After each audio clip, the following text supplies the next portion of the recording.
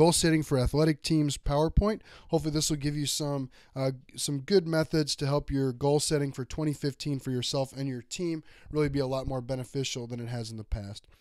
First thing you need to do as a coach is you need to make sure you're prepared ahead of time going into your goal setting meeting. So make sure that you have a good explanation for your players of what a quality goal is, what a process will look like, that kind of thing. One of the things I'm going to do this year is I'm going to set my goals. As you saw in that blog post, I made my goals public for this year, and they might change as the year approaches.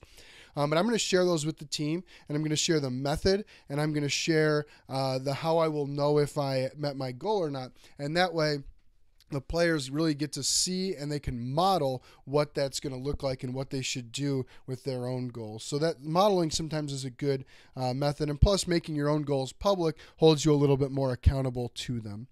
We're going to have our kids fill out a strength and weakness form, and this will be shortly after we do our individual meetings at the beginning of the year with after tryouts, where we kind of go through with them what they do well, what they need to work on, and a lot of times that'll help them because sort of look at themselves and say, these are the things I do well, these are the things I need to do better, and that can kind of guide their goal setting. So we're going to have players write out 2 to 3 strengths and 2 to 3 weaknesses, trying to be as specific as possible. Again, I may do the same and make those public for them so that they can kind of see the process. Then we're going to have them write one goal, and it's going to be an individual goal, something they'd like to accomplish this year. And then we're going to have coaches go around, look at the individual goals to determine if they meet the criteria of being specific, of being measurable, and being something that's process-oriented, and also sort of make sure that they're not too difficult or too easy to achieve. Once we go around and see that every individual has written a quality goal, then we're going to have them write either 2 or maybe 1 or 2, so 2 to 3 total goals. We may allow them to write more than that if they want. You could break this down offensively, defensively, and behavior-oriented, but we sort of don't want to put them in that box. I want them to make the goals their own. So, if they have some offensive goals that they want to reach, maybe they have 2 offensive goals and 1 defensive goal, or 2 offensive goals and a pitching goal. That's perfectly fine with me. But you might break it down that way. That might fit your team just a little bit better. Then we're going to go to set team goals, and haven't quite yet decided how many of those we're going to do this year. Might do quite a few, might do not as many. We try to avoid the biggest pitfall, and we will avoid it this year, of setting a win total as a goal. And it makes sense, right? Well, the measure of a good team in our state is 20 wins. You play 35 games, you figure you're going to get a couple rained out. And so if you go 20-12, then that would be a measure of a good team. But let's say that you have a particularly difficult schedule that year. Maybe that takes a couple of wins off of your total, even though you don't play any worse. Maybe you play better. I know last year we played very, very well against some very, very good teams. We happened to lose those games, and if our team goal was a win total, then that day doesn't help us towards that. The other thing that happens is, believe it or not, the weather in the Chicagoland area in mid-March and early April, and sometimes mid-April and late April, isn't exactly the best, and so we're allowed to schedule 35 games, and you'd think, well, 20-15, that would be a quality season, but we might not be able to get all of those games in. What if we only played 30? Then we'd have to go 20-10 to reach our goal. Well, what if we had really bad weather like we did a handful of years ago? We only played 29 games. So in order to reach our goal, we would have to be 20-9. And so there's a big difference really between a 20-9 team and a 20-15 team. And so maybe if you're trying to do something with wins, maybe set a win percentage goal, 650, or if you're rebuilding a program, maybe it's 500 or something like that. If you're a travel team, maybe it's reaching the medal round of a certain number of tournaments or a certain percentage of your tournaments. Those could be good goals. They're win-oriented, but they're more efficiency goals and not total goals. Those are sometimes difficult. We're going to hand out team stat sheets with our quality at bat percentage, team offensive efficiency stats like on base, slugging. We kind of try to stay away from batting average, but the other two we like, on base plus slugging.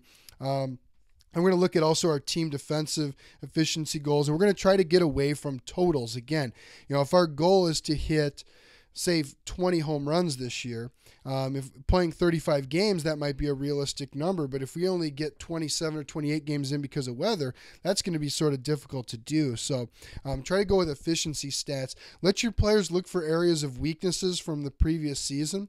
Maybe guide them to the goals that you would like to see set, but let them be their own goals. But just make sure they make sense. So, if you walked, say, 3.8 players per 7 innings last year on the mound, and you want to decrease that, you tell your team that that's something you'd like to work on. Let them pick the number, guide them to something that's realistic.